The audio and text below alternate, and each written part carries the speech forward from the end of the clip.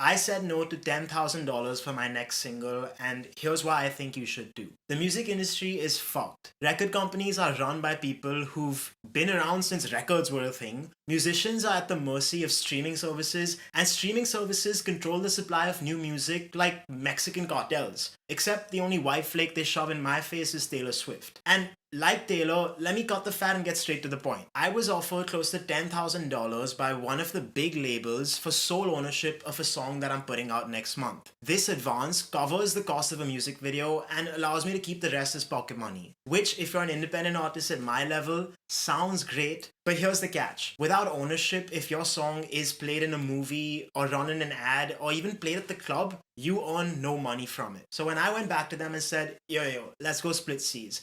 I'll take half the money, you take half the ownership. They said a flat out no. And the reason? That's not how we do deals, young fellow. We've paid much less to artists at your level in the past. So without wasting more of your time, I know it's hard. It's very validating to go to your parents with that big check in your hand and tell them, look, mom, dad, this wasn't a waste of time.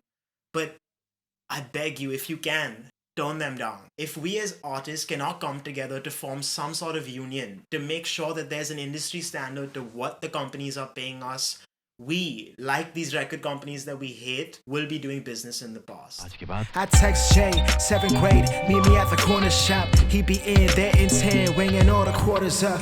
What's up, guys? Welcome back to Having Said That, the greatest pod show on the internet. And going from that cold open, I went hard on labels.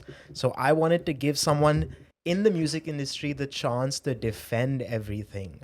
And for this very special episode where Jay isn't here, we have not only my manager, but someone who's managed great artists in the past, including Nucleya, the F16s, Raja Kumari. We have Tej Brar in the studio.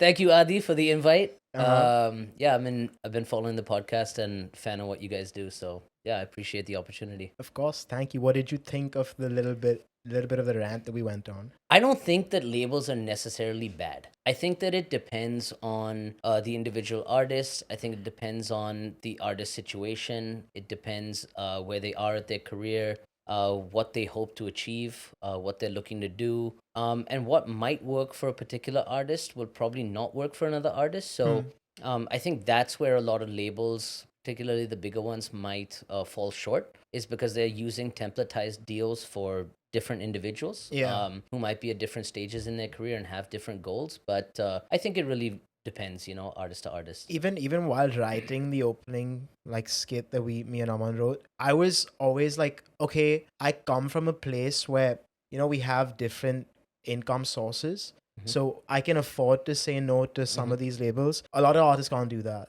right? Sure. Speaking to that, before we even get into anything, so we want to let you know we do extensive research here at Having Said That. Man, yeah. And we You looked at mentioned that.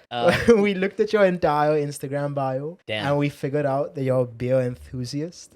So I got you my favorite beer if you would like to have a glass. Have you tried this? No, what is that? It's called Brew Whale. No, I haven't tried that, but Let's try it. cool. Let's try it. And then let's get into the app. Although I did see that it's a Belgian wit beer, wit. which is You don't like it? not one of my favorites, personally speaking. I feel like that's the even Aman doesn't like it that much, and Yeah. that's the feedback I'm getting I'll from tell you what real. my favorite beer is though, is IPAs.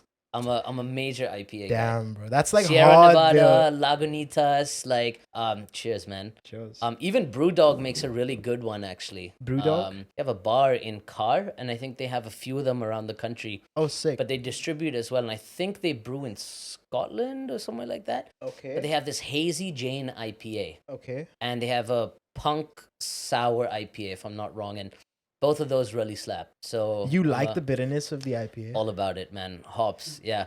I mean, I went to college in Boston, right? Yeah. So you gotta. cheers, Cheers, buddy. Tej. By the way, yeah, I have a lot of work to do after this, so I will probably not be drinking the whole thing. We have some things at the end of the episode lined up for Tej to sober him up as well. So don't worry, dude. We got Yeah, you. it's nice, bro. It's crispy.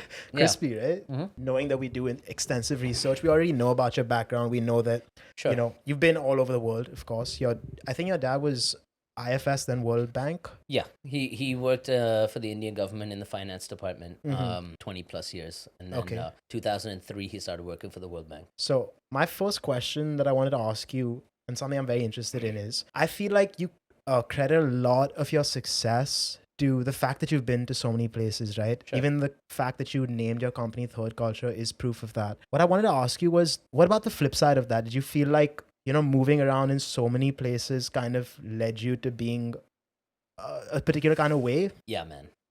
Absolutely. I think that a lot of kids who have had a shared experience, as what I have had, and being sons or children of expats or even migrants, just people moving from country to country, very often not having an existing network Yeah. where they're moving to, not having existing infrastructure, not having really anybody that they know, to the place that they're going to move to. It can be very off-putting. It can be very unsettling. And certainly I experienced a lot of that, Yeah. It's not all amazing and rainbows and new experiences and new food and new stuff when you move countries. It's a lot of it is very lonely. A lot of it is very preying on your insecurities, Yeah. about whether you're going to fit into this place and how are you going to kind of manage and how you're going to sort of configure yourself to this new life in this new kind of place. I think that there's certain ages also that are maybe worse to move in. Yeah, and If you move as an adult, typically you're going to be a little better equipped at the situation that you're going to be getting yourself into. But if you move as a kid, and I moved when I was 6, 10, 13, and 17. was 17 to Boston? Yeah, 17 was to Boston. I graduated high school and I moved out to Boston. But I'm not saying it's all horrible, and what moving this much does is it makes you very adaptable. It makes you very pliable to the situation that you find yourself in. And, you'll kind of find, maybe I need to be funny, or I need to be, because, every single situation is different. You're not going to be the best looking guy around or the fittest guy around or this or any of these things, Yeah. so you're going to have to rely on, for me, it was like, I was very lucky that I started playing guitar early on, so I had some musical talent and, I knew that I could make some people laugh and, that was kind of what worked for me when I got to DC. But One of the most enduring things I came across while reading about you was that you started playing music with your brother. yeah, So I assume that your family was with you until you were 17 at least, right? Until you went to Boston. that's right. You Yeah. were with your siblings. You shared a very close relationship with your brother. And whenever I've spoken to anyone in the music industry, we've always looked at like, oh, like I want to be like Jay-Z. I want to be like Eminem. I want to be like Drake. Your first experience like that was when you saw a roadie backing up. You really did your research, huh, homie? Yeah, I find that fascinating, man. That means that you truly loved the essence of production. Yeah, man, absolutely. I'll tell you basically what happened, right? So, my brother got a drum set when he was 10. I got a guitar when I was 8. Me and my brother are 18 months apart, and we grew up playing music together. When I was 14 years old, we moved to Washington, D.C. I moved from what was a pretty sheltered and convenient and small school here in actually not here in Bombay, but in Delhi, called Sri Ram School. Now, Indian schools are pretty templatized. There was 100 kids per class. We had a uniform. We knew everybody else in our class. We'd been with most of them from middle school, if not kindergarten, and felt very safe in that environment. I get on a plane, I go to DC, and my family was renting a small apartment just as like a holding spot while we found a proper house, and that was in Northern Virginia. And myself and my brother were living in the basement of this apartment spot. And I think the second or the third day, this is how clueless my dad was, about where we were going. We were like, we rented an apartment in basically like a hardcore Chicano neighborhood, and there was some loked out G's like on the corner. I'm talking face tattoos, the whole thing, okay? And this bodega on the corner, they sent us to go get some bread and some eggs and some milk. All they're selling is the Maria candles. Okay. And those are the candles you put up when people get shot, Yeah. when people die, okay? So so we're like, okay, yeah, we should probably move, we should probably move kind of soon. But, so here's me being taken out of a Indian private school with a uniform and everything and being tossed into an American public high school, 3,000 kids across 4 years, So my graduating class was like 700 kids, you know? This was a massive, gigantic school. And, you know, all the cliches that you think about of like an American high school, you know, these are the band kids, these are the preppy kids, these are the football players, these are whatever. Dude, that shit happened in real life for me, okay? I was like, what the fuck is going on, okay? Now picture this, okay? 13-year-old Tej, braces, glasses, afro, okay? Yeah, man. System of a Down t-shirt, FUBU jeans, and Vans, okay? Nobody had any idea what the fuck I was, Your okay? culture was all over the place. Bro, my mom's English, my dad's Punjabi. Yeah. I had lived in Australia as a kid. My accent was some shit that these motherfuckers had never heard before, okay? So nobody had any idea what to do with me, you know? What box I would fit in and who would be my friends. The first 2 or 3 months of that experience were really difficult. I had nobody to talk to.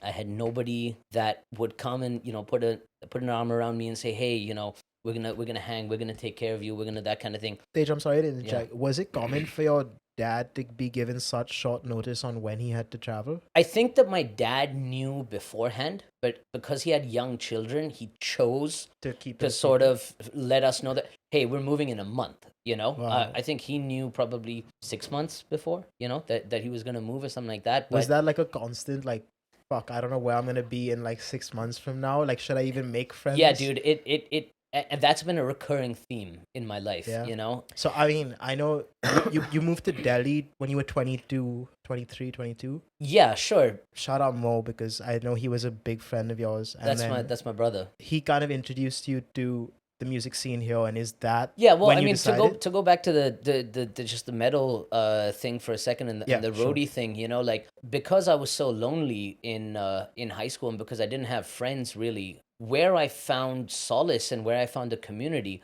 was actually in hardcore punk and metal music, you know, and because I'd grown up playing that with my brother, and you know, we were fans of, you know, Slayer and Metallica and Killswitch Engage, Lamb of God, you know, all of these bands that were kind of happening at that time.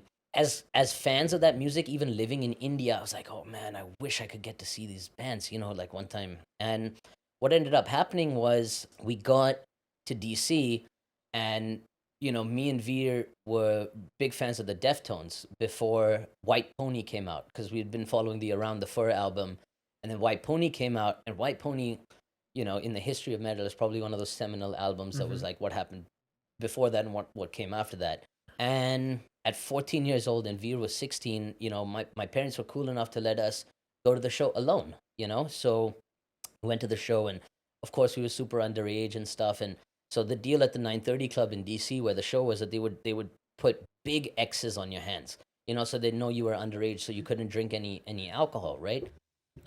But the lasting memory for me from that experience was two things. The first was getting to the venue and watching all of the roadies sort of set up and be like, these guys are way more gangster than the band. They Yeah. work way harder, way longer hours. They have way more tattoos. These guys are just way harder, you know, than any. Tattoos was your I was just like, yo, these guys look bar for badass, you know? gangster. These guys look fucking badass. So that was like a big thing for me, you know? The second thing that kind of happened was when the band came on, the place fucking exploded, you know? And they opened with this song called Elite, which is the third song on White Pony, and this massive fucking riff, you know? And Steph Carpenter, who's the guitar player of the Deftones and an idol of mine, is right there, you know, in real life. And this guy just lets this riff go.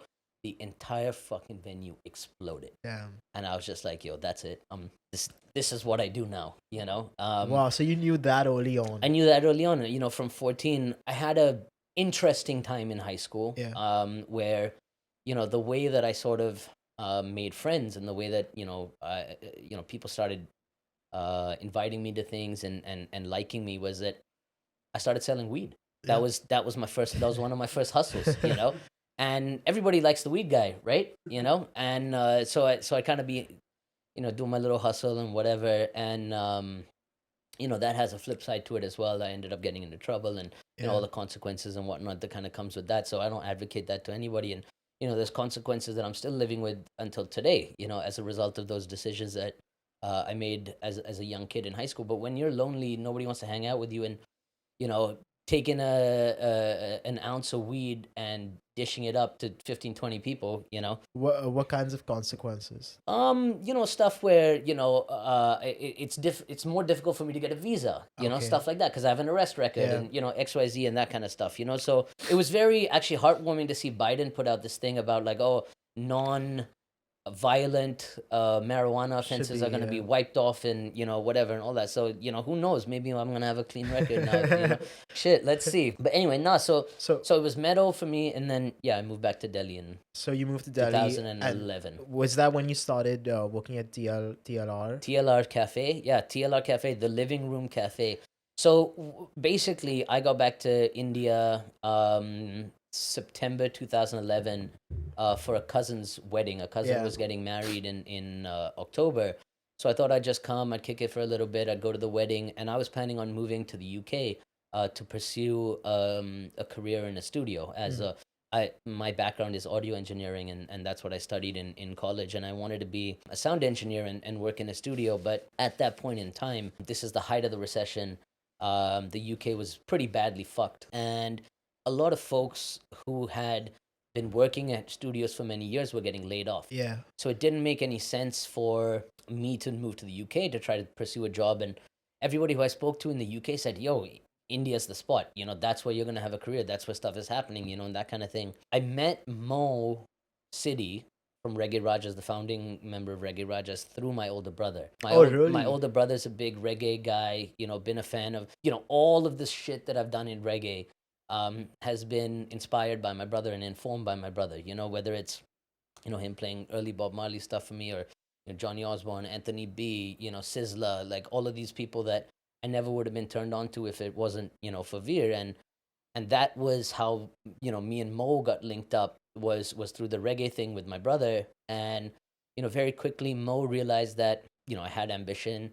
I knew what I was kind of doing. I was willing to put the hours in. I was going to grind it out. I was hungry. And very quickly, he put me onto an artist called Duelist Inquiries. Yeah. Sahej Bakshi, the first artist that, I had the privilege of managing early on in his career. But at some point during How do you make that leap from working at like a production festival zone, or like even curating music for clubs, to going to being a manager? Did you have that in mind when you were getting into the not industry? at all, man. Not at all. So Mo told me, he's like, hey man, listen, we're gonna do this thing in Pune, and I need your help on it. Like, are you gonna stick around until November? I was like, I don't know, planning on going to the UK, whatever. And he's like, nah, man, just stay. And that thing that we were gonna do was the dub stage at the Bacardi NH7 Weekender in 2011. Uh-huh. And 2011 was the second year of Weekender where they really significantly expanded. They had multiple stages. They had about, I think, 8 or 10,000 people kind of came for this thing. So I worked on that with Mo, and that was the first time that I'd ever stage managed. That was the first time that I'd ever really built something, big enough for 600-800 people, to kind of come and enjoy. And on the plane back, I was sitting next to this homie, DJ Sue Real, who at the time was the general manager for TLR Cafe. Okay. And Sue says to me, he says, hey man, I'm feeling a little burnt out. I want to take a break. I'm going to bounce for a little bit. He was trying to write this book, which he's still trying to write now in 11 years. Sue, write the book, bro. But he said, I need someone to take over the bar for a little bit, and I was 23 years old, and, he showed me how to run a bar in 2 weeks, and then he bounced, so while all this was going on, I was managing Duelist along with Mo City at the time. And you were managing Mo as well? No. I was co-managing Duelist with Mo. And anybody who's ever met Mo is going to know that Mo is particular and detailed, And I met him for the first time at the Delhi show. He came through. Oh, yeah? Yeah. Yeah, he said he really liked your set. Oh, yeah? Yeah. So, yeah, he messaged me right after the same night. But anyway, so Mo was like, listen, man, if we're going to do this, you really got to, sell me on, why you're the right guy to do this. So I took this shit mad serious, okay? I wore a shirt and tie. To a music. Bro, I printed out, a game plan, a 2-year game plan. I made 2 copies of it. I put it in a folder. Brought one for Sahej. I brought one for Mo. I brought my presentation deck and I Damn. explained how Duelist Inquiry is a brand and we're gonna make Hey, merchandise yo, I wanted like this this for and we're gonna RD. make I wanted this for the RD pitch as well. come by the office next week, you know. But anyway, I had this very step by step kind of breakdown, and it was still very like, is it talk? Is it gonna happen? What's the thing? Whatever. And we were hanging in Sahaj. Conveniently, me and Duelist live on the same street in Yeah. Delhi. He lives like 10 houses down the road from me, and so we just ended up kicking it a lot, just hanging, and he was playing a bunch of unreleased music for me and that kind of thing. And at that point in time, a lot of promoters, a lot of venues would still call Duelist directly and say, "Hey man, I wanna book you for this gig. I wanna book you for this night." And Sahaj was not really down for that. He's not really a Yeah. business cat like that, and he's always preferred somebody else to handle his business on his behalf, and for him to be on the creative side of things. And his phone call rang, and it was somebody who wanted to book him, and I can't even remember what the gig was or the venue was, but he handed me the phone, and he said, "If you can get me 50 grand for this gig," and this is 2011, "if you can get me 50 grand for this gig, you're my manager." And that's how it happened. Yeah. I got him 50 grand for the gig, and next thing you know, he was sending all of his inquiries over, and we started booking a lot of stuff like that. And So Tej and I met when I did a show in February that Ariman convinced you to come to. Kind of hit it off there. I met you in New York like Sure. a couple of months later. yeah, in April. And when we were talking, one of the things that stood out to me in that conversation was you asked me about my goals. And when I listed them down, you said you remind me of me 10 years ago. And I just wanted to know, has that person amped up or mellowed down? I feel like it's both, right? I feel like it's amped up because my goals have gotten heftier, broader, bigger, more ambitious over time. It's amped down because at this point in my life and in my career, I feel very lucky to say that I have already achieved a lot of the things that I set out to achieve. I feel accomplished at this point in my life and in my career. So Was there one specific accomplishment that made you feel that way? Nucleya is probably the big one, being able to scale that project in that way, and be able to really, really understand not just him as an artist, but who his audience was, Yeah. what the business model was that made sense for him, and Fascinating how you broke him, yeah? I mean, at Ganpati festival. I wouldn't say there was any particular moment that he broke really. I would say that it was like, I mean, people say this all the time about artists, oh, overnight success, and overnight this guy just hit, and overnight Yeah. people are gonna say that about you. I know. You know this, Yeah. right? But I'm ready for that day, dude. Make it happen. bro, people don't know that you've been grinding, right? You've already put whatever 4 years in, 5 years in, whatever the case may be. Same thing for Nucleya, I mean, a lot of people didn't know that he had this other project, Bandish project, that Yeah. a band that he had been in for 10 years, and that he had really sort of honed his skills as a producer and as a performer, during these many years. And what I will certainly say about the Nucleya project was that we made it a point to have these inflection moments, these landmark moments. Okay. One was certainly the Ganpati Visarjan launch. Another was definitely the Raja Baja launch at NSCI Stadium, the first time that an Indian independent artist really packed out a stadium. Another would be traveling with him to go and perform at EDC Las Vegas, which is Could one you of the explain biggest. to them what some of these things mean? I know the context. Yeah, but- yeah, sure. I mean, I won't get into the specifics of each Yeah, just the incident coolest one. because I feel like there's a lot spoken about this online already. So probably the coolest one was the Ganpati Visarjan, because Nucleya had always said to me that his music was street music, and it was rhythms and patterns that already existed in India and across the Indian palette. All he was doing was basically taking stuff that was innately Indian and from the streets already, and producing that electronically. So if you're gonna be dropping an album of street music, you drop it on the street, right? So the biggest party that happens on the street in Bombay is Ganpati, That's right? sick. So we basically connected the dots, and we said, hey man, maybe there's a way for us to make this happen, and through relationships. And I was working at OML at the time, so full credit to OML. Yeah. Vijay Nair and Manish and everybody, Afsal Bhai and everybody who They all watch the show. helped us.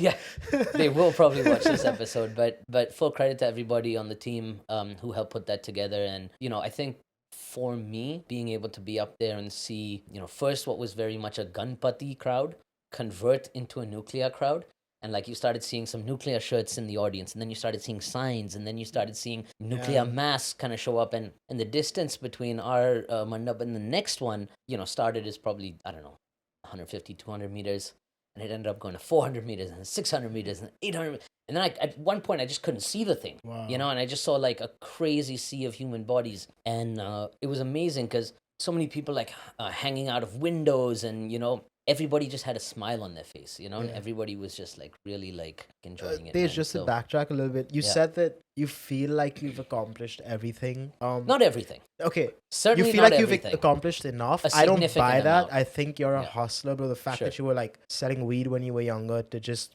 coming here, going into things that you never thought you would and taking that risk. I don't buy that. I think that there's something in your head that you want to do right now. Can you speak to that? Like the wildest dream you have right now.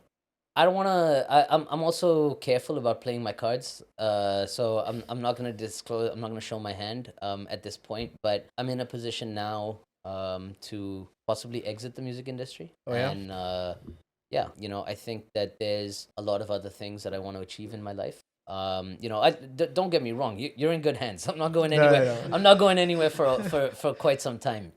But I do feel like dude. To be totally honest, I've been at this grind from when I was 13, 14 years old. I'm 34 now.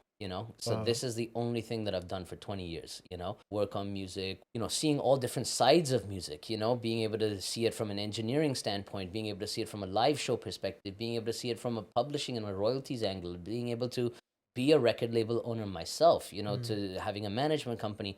I feel like I've orbited this world quite a lot, Tapped out on the experience. I don't know if I'm tapped out necessarily, I just feel like it's not rewarding for me in the same way that it once was, and because you're good at something doesn't mean that it's the only thing you're ever going to be good at, I completely understand.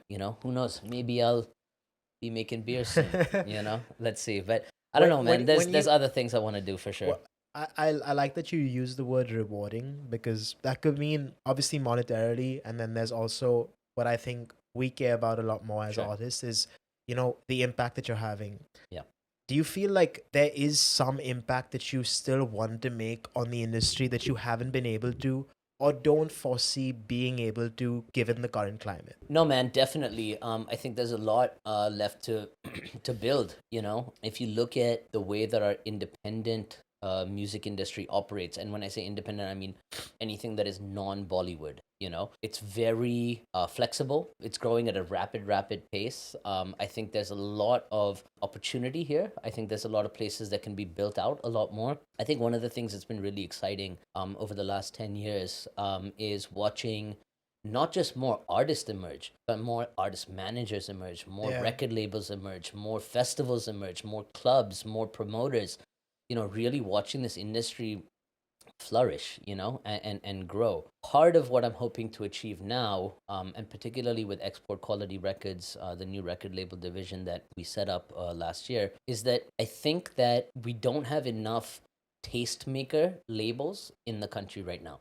We don't have an Indian Stone's Throw. Yeah. We don't have an Indian Selection. We don't have so many like Ninja Tune, like so many I feel like that's going to happen labels. Because like, I don't know, in India, the one thing I found is that you have to care about money. Anyone I've met has cared so much about money. I kind of disagree with that, bro. Really? I deeply disagree with that. Why? And give me an example of someone who's just done something cool for the sake of doing it. BoxOut FM. Give me an example of what they did. BoxOut FM started... That's Mo's thing, right? That's Mo's thing, yeah. They started India's first online community radio. Okay. Inspired by NTS, inspired by Rant, inspired by Worldwide FM, all of these kind of things, right? The idea, the singular idea that was driving that initiative was community. It was not profit. It was not money-motivated decision making. Right? What about now? No, I mean, sure. Even now, what I would definitely say is that everybody that they were able to bring into the fold over the last 5 years, they understood the assignment. They understood that it was about contributing to something that was bigger than themselves, and I think that's a very good example, of stuff that has helped bolster the industry, but has not been necessarily financially motivated. The second thing I will give you an example of Bass Foundation Roots. I don't know if you're familiar with this, but No. Bass Foundation Roots is a Jamaican sound system. Okay. It's an Indian sound system, but built in the Jamaican style. Owned and operated by an MC, DJ, performer named Delhi Sultanate, Taru. Yeah. Somebody who I deeply admire and have a lot of respect for. Taru grew up in Berlin, but on Jamaican music, and traveled to Jamaica many times as a young adult, and got to a point where he really had a passion for this. He loved it, and he understood the music, he understood the rhythms, he understood the MCs and all of that, and he wanted to share that passion with people in India. So he did a crowdfunding campaign to pay for this reggae sound system. If you listen to the reggae sound system, like really listen to it, the kind of sub bass that's able to produce and the kind of vibration that the scoops and the mids and the tops make, there is no club sound system that will be able to reproduce that ever. Just because serious? it's not built with that in mind. It's built with a very particular genre of music. It's built with a focus on the sub bass. It's built to What is it to make you used feel for? something. Like for mixing and It's stuff? used for dances. It's used for community dances. He Oh, that's it. organizes outdoor, free to attend community dances all around the country. He drives himself in a van all over India to share this music with other people. And if you look at Bass Foundation Roots sound system, which is what the sound is called, the names of everybody who supported him and contributed to it are painted on the back of the system Oh, wow. as a thank you, to people that supported him. So I definitely feel like there are initiatives in India that are not money motivated, but I do understand as a business person myself that money is a very critical part of artists' careers. I guess where I want to go from here is just because your tattoos have just been shoved in my face, and Should have worn like a shirt and pants. Or no, something, that today. you said it's the Yeah. real gangster look, so I'm gonna ask you a question about that. Yeah, ask, man. We know the story about you going to New Zealand, Sure. and getting that leg tattoo. I have a very specific question to ask Yeah, you. absolutely. You said that you went to him and he made a sketch for you, right? And then you had a particular thing in mind and you said that, hey, this is not what I want, blah, blah, blah. And then he told you that you have to tell me your story and then I will give you a sketch accordingly. Sure. Yeah. What was the story you told him? So this is a traditional Maori tattoo. Yeah. And there are a number of themes that are symbolized in the tattoo. So for example, the top are seed pods, and certain themes and on the back of it stand for my grandparents from my Indian lineage, and others stand for my grandparents from my English lineage, and some of the symbols represent my father and my mother and my brother and all of that. So usually when you go to a tattoo shop and you want to get a tattoo, you'll walk in and you'll maybe look at some of the previous work of the artists that worked there. You'll find somebody whose style you like and is the closest to what you're trying to get. Then you'll discuss with them and say, hey, this is what I have in mind. And they'll go and they'll make a sketch up for you. They'll make a mock-up and that kind of thing. And they'll come back to you with a draft and they'll say, this is what it's going to look like and these are the colors I'm thinking. And, you can give your feedback and say, plus, minus, and I don't like this and maybe do this. Yeah. And, that kind of thing. This dude was totally different. His name is Ellis Arana. And, I'm going to forget the name of the tattoo shop. But it's in Auckland, New Zealand. And the reason why I have this tattoo is because my family emigrated to New Zealand in 1999. I didn't just randomly out of the blue decide that I was gonna get a big Maori New Zealand tattoo. But Maori culture is very close to Sikh culture in the way that it's very community driven. It's about family. It's about values. It's about giving back to your community. And I felt a lot of resonance there. So does he just ask you about your entire family lineage? Exactly. Okay. So what he did was, I went to him and I started showing him some references on my phone, being like, hey man, and they were references of tattoos that he had done of his own work, Understood. and being like, hey man, like this thing that you did was really dope. Like I like that, I like this, whatever. And he's like, no. He's like, all of those tattoos are unique and special to the people that have those. Got it. Yours is going to be totally different because your life is different. You're a different person or whatever.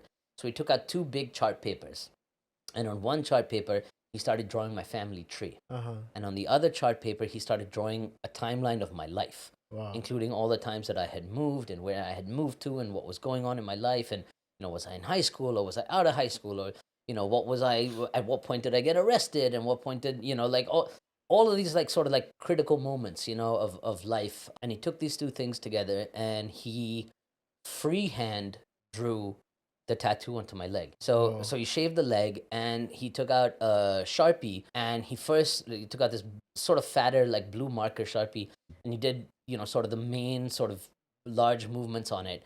And then he started getting more detailed with it and doing, sort of tighter, black Sharpie stuff on it. And he did this incredibly amazing, intricate drawing on my leg, freehand, and wrapped it. And he said, hey man, so yeah, why don't you come back tomorrow? We'll start at 10 o'clock in the morning. Cool, bro. See you 10 a.m. tomorrow. I walked out of a tattoo shop probably around 7:30, 8 o'clock, that evening. I turned the corner. There's a venue on the corner, like a big music venue, and right up on their marquee, they've got DJ Maceo playing tonight. Now, I don't know if you know DJ Maceo, but DJ Maceo is the DJ from De La Soul, one of the most legendary hip-hop crews of all time, and one of my favorite albums of all time. And the reason why my Instagram handle is T-Bone Steaks is because they have an album called Stakes is High, and stakes used to be high a lot.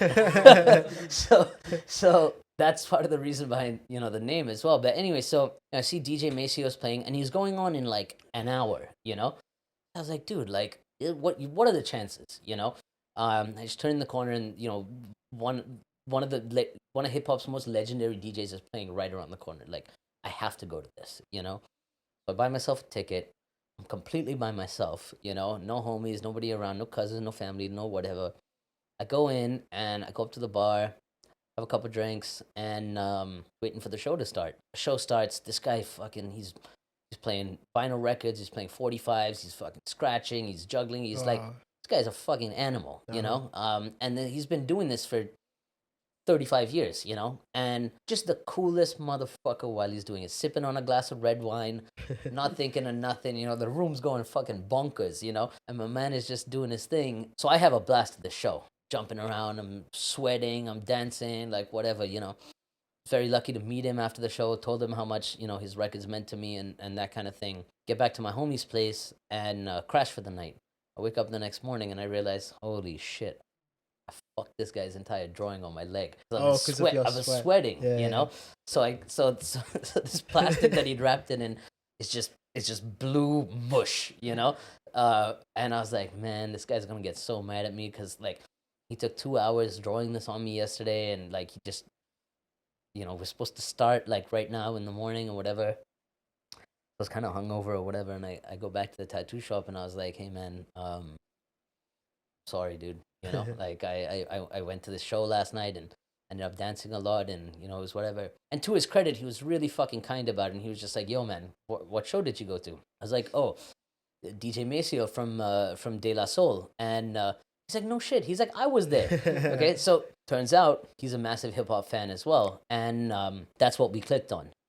So we started playing like Low End Theory and Stakes is High and Illmatic and all this like sort of like gangstar shit, like foundation shit, that we had a lot of commonality on. But anyway, so he redraws the tattoo onto my leg, and then he starts getting into it, and I think we started getting tattooed probably around 11 a.m. in the morning, 11:30 in the morning, and sat there like a rock until 8:30, 9 o'clock at night, about nine and a half hours of straight getting tattooed. And the thing was that, and all tattoos are done like this. First they do the outline, they do the thick lines, and then they do the more intricate details inside, and they do the shading last. And the shading is done with usually like a much wider needle or a collection of needles, 3 or 4 needles together. And it's basically scraping the skin, Usually a tattoo like this should be done in 2 or 3 different sittings, but I did it in one shot. Because you had to leave. And I had a flight to Australia the next day. I was fucking dying, dude. Like the last hour and a half. And I said, dude, can we stop? Like, I was like, dude, it looks good. It looks awesome. Can we like whatever? And he's like a true artist, right? So he's like, hey man, like, I get that you're like, really like grinding it out right now, but this is also my work and something I want to be proud of, so I really need you to like sit through this. I was like, all right, cool, well, do you have like numbing gel or like anything like it's gonna kind of help me? I was like, no, I don't have none of that shit. I was like, cool, where's the closest liquor store? He's like, on the corner.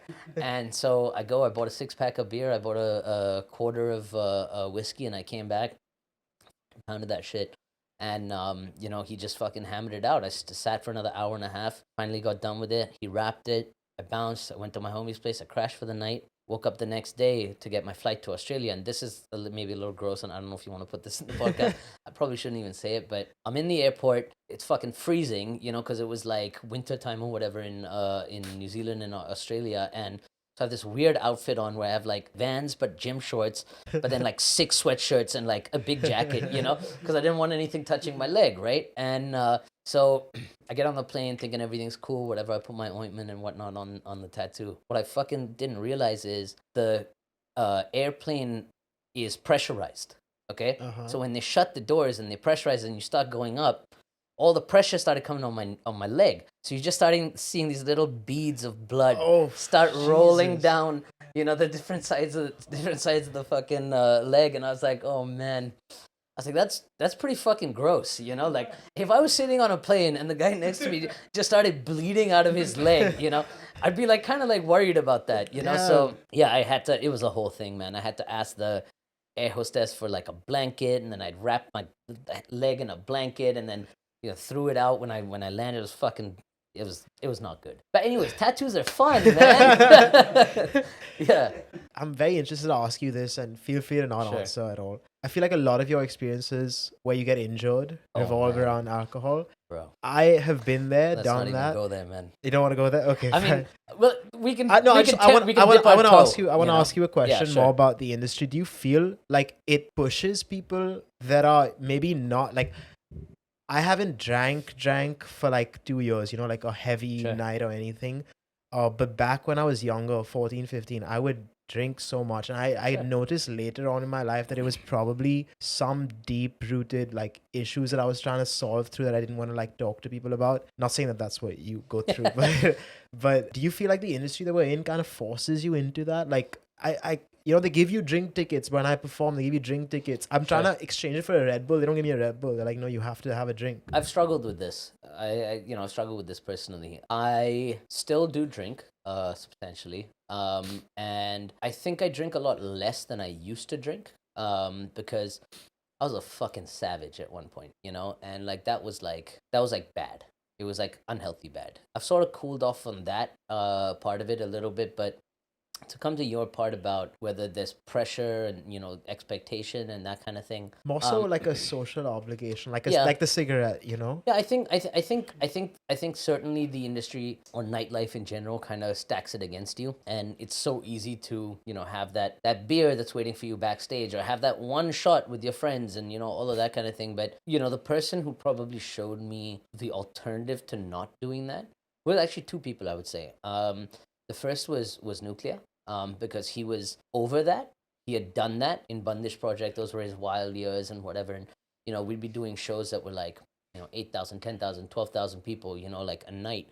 And that kind of pressure is immense, having to go up there and deliver. And liquor and beer makes it a lot easier, to feel loose. I feel the opposite. I feel like I don't want, if there's so much pressure on me already, I don't want anything else impairing my judgment. I get that, but different performers are different, I think my rule that I've always done and that I still do today is that if I'm working, I don't drink. But as soon as I'm done working, then I'll have a drink, And the second artist that I've really built an admiration for from that perspective is Ambika, Kayan, because she's completely sober in her life, and whenever I tour with her and whenever I work with her, I don't drink myself as well. So I think it's really a matter of personal choice, at this point. But I do definitely feel like the older you get and the more self-secure you are and the more confident you feel about your ability and your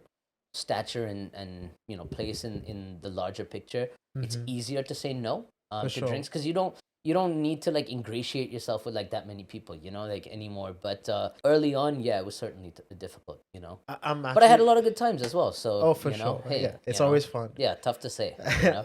I'm glad you brought up Ambika and just artists that you admire. And having said that, we love to show love to like small Indian brands, creators, whatever it may be.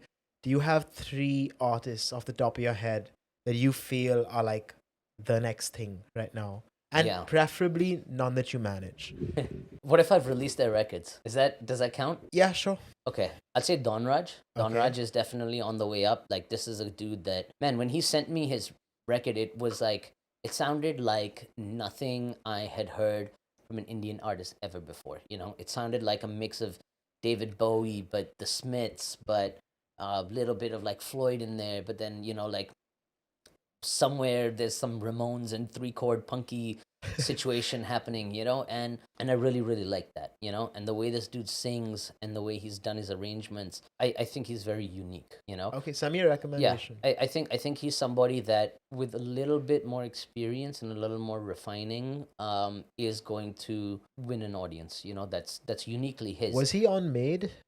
Yeah, Made he in was. India? Yeah, he did Made in India as well. So I would definitely say that you know, Donnie is certainly one to keep an eye out for. Number 2. Kind of putting me on the spot here, dog. I'm gonna say Bhumika. Do you know B Yeah, Bhumika? of Yeah. course. So Yeah. so I She's think, dope. yo, she's dope, Yeah. bro. Like, wow. The way that she can do runs and the way that she writes melodies and the way that she has, layers, dude. dude, The way she control, layers is unreal. it's insane. Yeah. You know. And the thing is, like, some people just have that inherent pop sensibility, you know, and she really has that, you know. And you know, we're very lucky that we'll be releasing her debut album really? later. Yeah, we're gonna be putting it out on EQ next year. And I just got the masters in this morning, and I was listening to them on the way over here in the cab, actually, and it's insane, you know. Okay, Like, Bhumika, they're just gonna play me one of those, and I'm gonna text you about it after yeah, the for show. sure. Yeah. You know, so I think she's really skilled, and I think she can write some really amazing hooks. For the last one, let me give you a little bit of a Sure. of a genre, I guess. Let's do producers. Okay, Prithvi. Prithvi, okay. Dude, Prithvi, he's a fucking beast, bro. I love Prithvi. You know, I mean, your relationship aside, you know, Prithvi is one of the guys that you know, I don't know if you guys were already talking or whatever, but you know, I really like you guys together as like a duo doing a set, that kind of thing. I think it's dope. I think that show is gonna be gonna evolve with time and become more interesting. The reason why I really like Prithvi as a producer is for 2 reasons. I think he's equally comfortable producing hip hop as he is producing house music. So yeah. if you listen to the record that also forthcoming on Export Quality Records. If you listen to you know, the record that he sent us, it's got a side A and a side B. Okay. So we're doing almost like a double album with him. The decision making behind doing a double album was because he just had too much to say. You know, he had so much to say in the house space and so much to say in Dude, the. you just reminded me that I have to send him a demo for one of those sides. You should probably do Yeah, that. I should you know? do that. You're on that record? Yeah, one of them. Oh, he must have sent you one of those beats. But yeah, man, I think Prithvi's wicked. Let me plug a couple other guys who I think are doing like insane work. This kid Pell from Chennai. He's the first guy we ever put out on Export Quality. Our debut release. Pelle. From Chennai, super talented cat, and somebody who I definitely feel like has just got like, dude, I found this so much skill, man. Do you know Udbhav? No, I'm not familiar. I just heard this song like today. It showed up on my release radar, but Cool. it's a 2-year-old song. Word. Seems like from, I don't know if he's from Chennai. I don't want to make that assumption, but Sure. dope. Very Yeah, dope. I mean, I think he's super cool. We actually get sent like a lot of music, dude. Like it's pretty insane. There's this new kid called, I want to fuck this kid's name up so bad. His name is Syeyl. CL Syeyl. CL, let us know, dude. Yeah, I don't know. Yeah, so anyway, so he sent us this absolutely like insane, beautiful, like happy, uplifting morning, but housey, but you know, organic, and like this record's amazing. We just got the masters in for that also. But so these and are all confirmed releases on EQ. on EQ. Yeah, dude, we've got releases until July of next year. Okay. So yeah, we're pretty locked and loaded, and I think EQ has been a really immensely rewarding experience for me, and I think the reason for that is because I get to have fun with it. I don't have the responsibility, of somebody's entire career. It's like, hey, you have a really dope song, or you have a really dope idea for a music video, you have a really cool EP, or you have an amazing album. Let's do this one project together, feel each other out, and see what it's like, kind of working together in a professional capacity, and, let's just like really have fun with it. Now, obviously, it comes with a price tag attached, because we're dropping I think we put out 19 releases in our first year, which is like fucking insane, And I can assume how much that costs. Yeah, it costs a pretty penny, but at the end of the day, you're having fun, And you're doing videos for everyone, right? We're doing videos for most of them. Yeah, the video shit has been massively rewarding in other ways as well. One of the new talents that we signed at Third Culture is Lenja Kumar, and working with Lenny, I really love that boy. Working with him has been like a super, super rewarding experience, because he has been my gateway into this whole other side of things that I've been in for time, production and video production, understanding how it goes and whatever and all that, but actually doing it myself, and now Third Culture is kind of morphing into, we're going to be a production house as well, and we're going to start taking on more and more music video sort of production projects, and eventually move into short form and narrative content, and nice. That's going to be sort of the way. Lenny's going to be our sort of avenue to do that. But the video production side of stuff has been really fascinating for me. I've really enjoyed that, over the last couple of months. I'm glad, man. Before we wrap this episode up, we have a little fun game planned for you, Tej. I'm fucking terrified.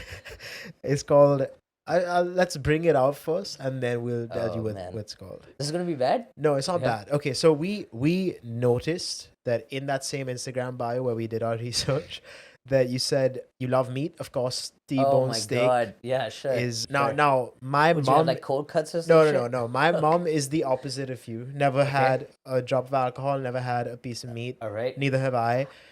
About the meat. You're fully veg? Yeah. Really? Yeah. Like your whole life?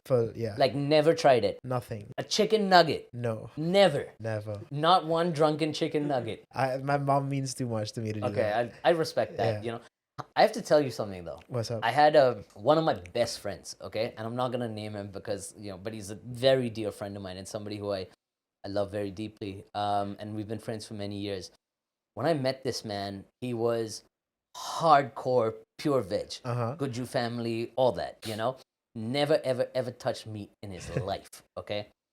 And over his 10-year friendship with me, little piece of bacon here, little chicken nugget there, piece of fried chicken here, whatever. And we've been lucky to also travel together, and now he's like fully like non-veg. Like he'll come over to my house and be like ordering like chicken tenders and like this and that, like whatever, so things can certainly change. And also, disclaimer for everybody out there, I am half Punjabi and half English, okay? So like between the like beer, whiskey, and like meat, like, come on, dude. Yeah, we understand. We give you some leeway. Yeah.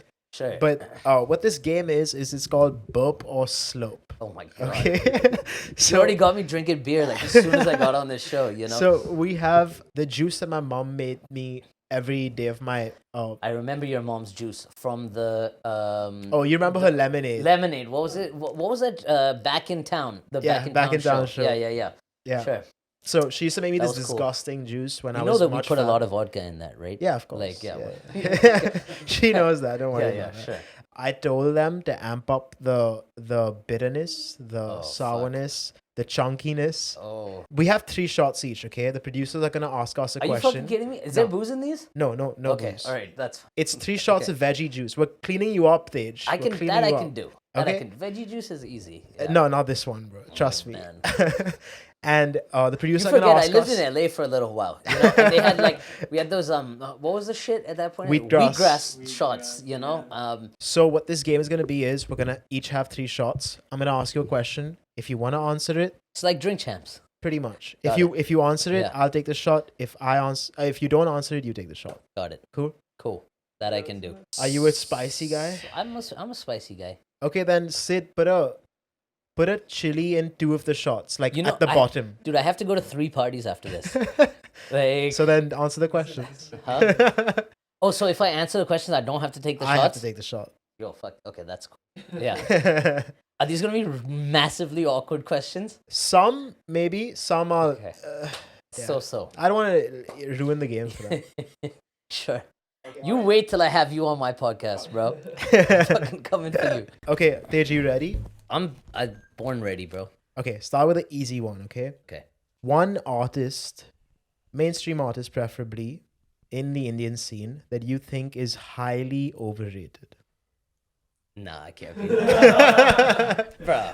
That's like That's the easiest one. That's on the here, easiest bro. one? Yeah. Nah, fuck that, man. I mean, look, dude. Don't be political. Just take the shot or don't, bro.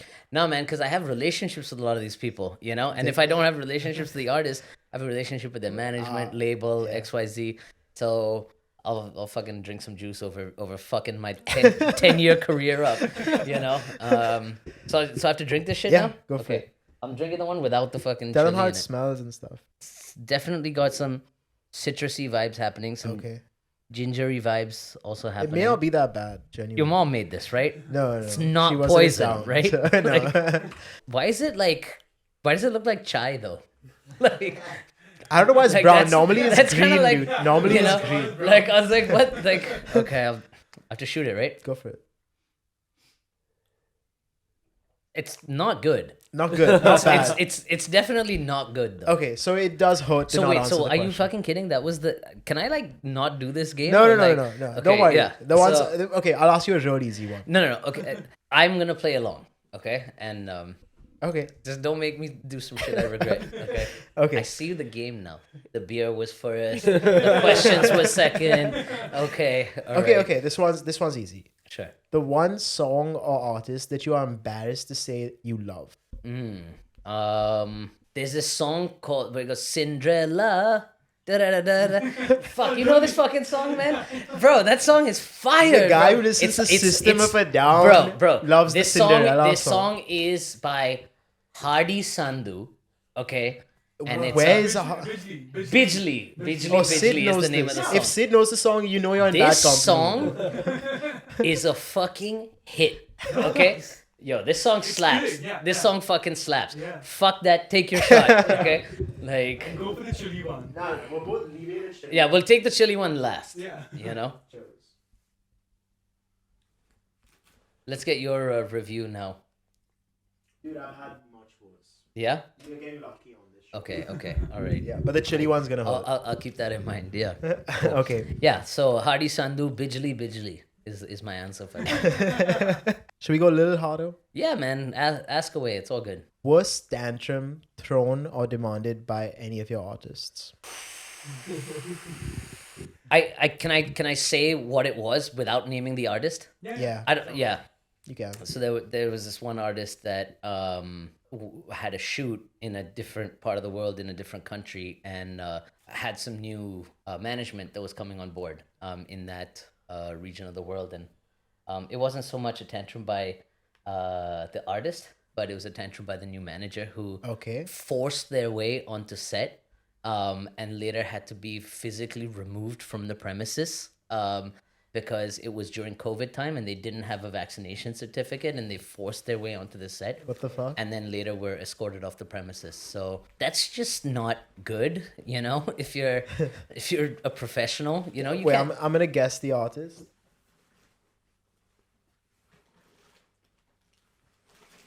No. No? Okay. No, it wasn't that person. But I'll tell you after. Okay, cool. Because the actual story is fucking insane, you know? And I like these production people are calling me being like, yo, like we were very strict about like who's allowed on set. This person's name is not there. They're here at the gate. They're like, you know, whatever. And this was like a shoot for like not like a small, this was like a massive fucking company, you know? Oh, And I know who it is. I might have told you this Yeah, before. I know who it But yo, is. this shit was, it was fun. That was fucking insane. Cool. Yeah, but that shit was fucking nuts, bro. Yeah. That was fucking insane. Honestly, if we did mine with alcohol, I would hate it more. but we should have done that. Yeah, but like you're not like big on the drinking thing anyway, so I wouldn't want to put you through that. That's fine. This one's easy, dude. What the fuck? I'm not asking. I thought I'd keep some easy ones in also.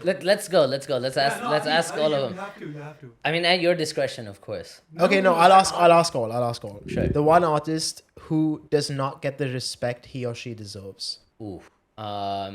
Space Jams. Yeah, he's this DJ that we manage. He's a fucking OG DJ.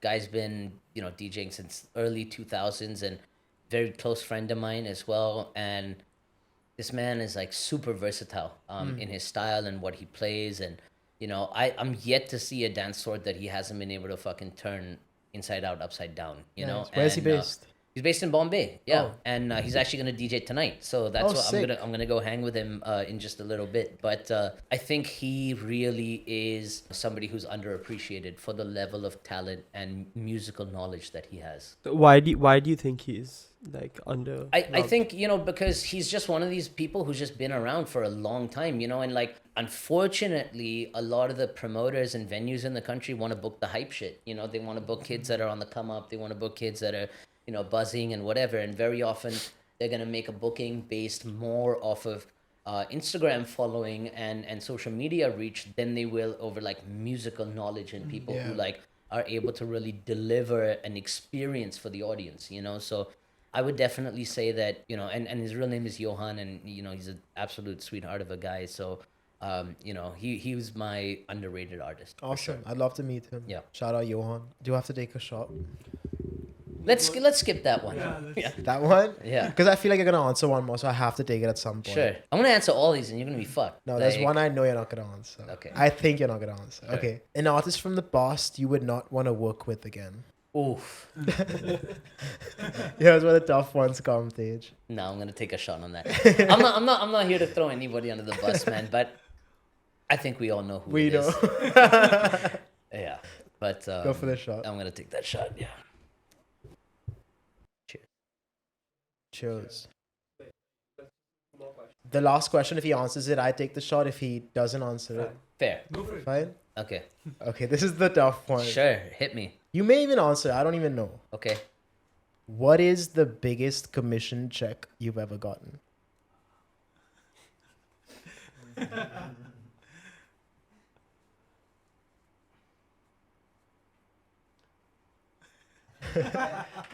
Uh, 16L. Damn. Yeah. All right, dude. Yeah. I didn't expect you to answer that. Yeah.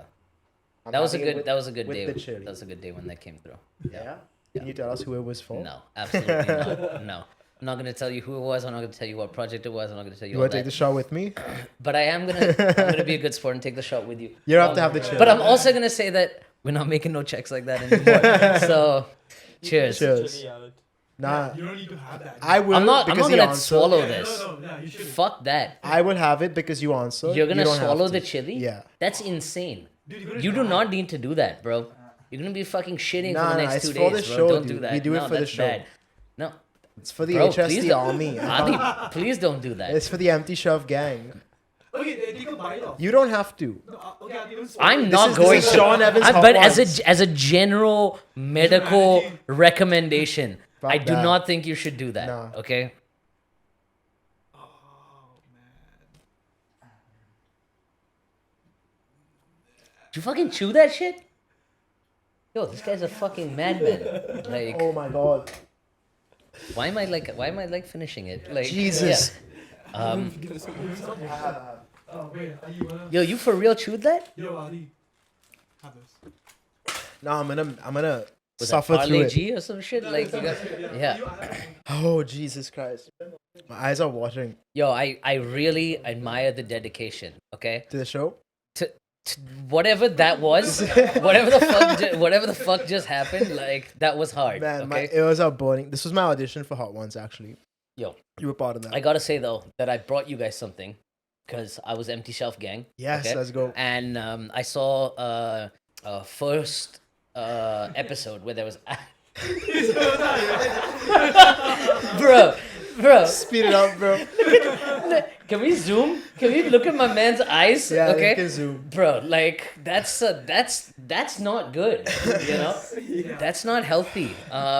If you want to see a man that's maybe overstepped a little bit. Guys, like the video and subscribe right now. Go ahead, empty shelf All gang. right. So I'm gonna go get my gift for you. Yeah. Okay. Guys, while Tej does that, I'm gonna link everything from export quality to what the fuck, third culture, Tej, everything you want linked, bro. You got it linked in the description. Check him out. Show them some love. Be a lookout on for their new releases. I know that some of them are bangers. So Thanks, man. Thank you for the plug. Yep. Appreciate that. So I went to Mexico a few years ago with Nucleya, and we did EDC Mexico. And the day after we played EDC Mexico, we went to this amazing place, which is an old Mayan site called, I'm going to fuck this name up as well, Teotihuacan is what it's called. Have you ever heard of this place? no. It's where they have the sun pyramid and the moon pyramid, and it's fucking incredible. It's like 3 hours outside of Mexico City, and you can hike up these things, and it's all like laid out in some astrological sort of like coordinated move and whatever. So I got you a mask from Mexico. Okay, that this is is sick. an old Mayan design. Yeah, it's hand painted from Mexico, and it's been sitting on my shelf for a few years, and I felt like this would be a nice contribution to your Dude, to that your is shelf dope. gang. So this is from Mexico. Thank you and, so much. This is yeah. sick, man. Yeah. So And yeah, for that's for you the guys. people who watched our last episode, we actually went to a pottery studio where I had to make a shit. mask like this, and Okay, I dope. completely All right. fucked it up. So I'm glad we have cool. a I got you. replacement for Cool. that. I hope you guys keep that on the shelf for a Of while. course. Yeah. Cool. Where do you want it? I mean, wherever you can see it, you know, like, oh shit, yo, there's nail clippers. Fuck, that's nasty. I'm not touching that shit. It's from the But yeah, track as well. You don't need to put it right now, but for your We'll next figure it set, you know, arrange as you see fit. You Thank know. you so much. Put it dude. behind the piece of the wall. Sorry. Yeah. That's good. But cool, man. Thanks for having me on the show. Thank you so And, much. Yeah. Hope you enjoyed. Anything you want to plug before you leave? Yeah. Keep an eye out on Export Quality Records. We're doing a showcase at Magnetic Fields Festival this year. If you're at Magnetic Fields this year, come by the Peacock Club stage on Saturday night. We got an amazing lineup of live music. It's in December. It's at Magnetic Fields, second weekend of December. But keep your eyes peeled for upcoming releases with this really amazing new rapper. His name is Adi. Bhumika. We got some amazing music coming as well. But most importantly, I'll just say, just support your friends, man. Whoever you know who's talented and grinding and working hard and putting in the hours and really pushing themselves. So, definitely support your friends in your community, and that's where all this starts from. So thanks for having me on. Said that if we ever get back, I'll play it off like I never meant that. Having said that, the greatest talk show, man, you already know. This is having said that, having said that, having said that, having said that. Yeah. Having said that.